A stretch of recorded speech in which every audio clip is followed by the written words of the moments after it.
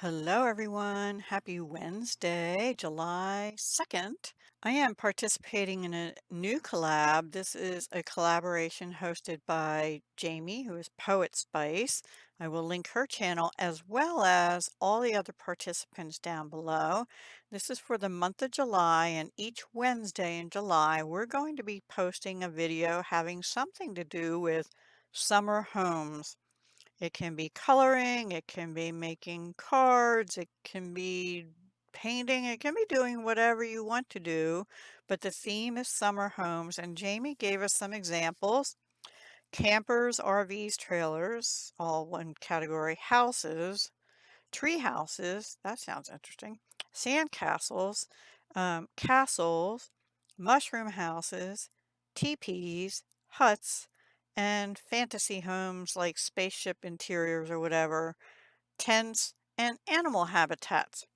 So mine kind of goes along the animal habitats this month, and I decided to color for this week, but I don't plan on it being all coloring each week. So probably next week I'll do cards or a little envelope book or something. I don't know yet. I haven't done it yet. But before I do that, I was kind of in the coloring mode and I wanted to share, in case you missed, the buddy color that I did also with Jamie and with coloring with Tess. I already did sort of a summer home sandcastle. So yeah, so I have that too. So if you missed that, well, I just showed it to you, but that was a collab on Monday with Poetspice and Coloring with Tess. So I did another page. I used this book, which actually was a book that Rosemary over at Rosemary's You Rock Art. It was she's still doing the collab, but she might be in a new book now. I haven't done it for the last like month or so. Anyway, I got this book late, so I have a lot of empty pages. They started it like last year sometime or whatever. So anyway, let me get to the page. I used all alcohol markers and a little bit of Posca paint pen. Here is my bluebird house. Now, the only thing with this, well, two things. Alcohol markers are not meant for doing backgrounds, and I should have done what I was originally going to do, which is pull out my gelatos, but I didn't, and I think my marker started to run dry up here. Anyway, it's a little blotchy, but it's okay. Sky's not even everywhere anyway, right? And actually, it's a more green blue than I originally intended too, but all my light blues are just about out of ink.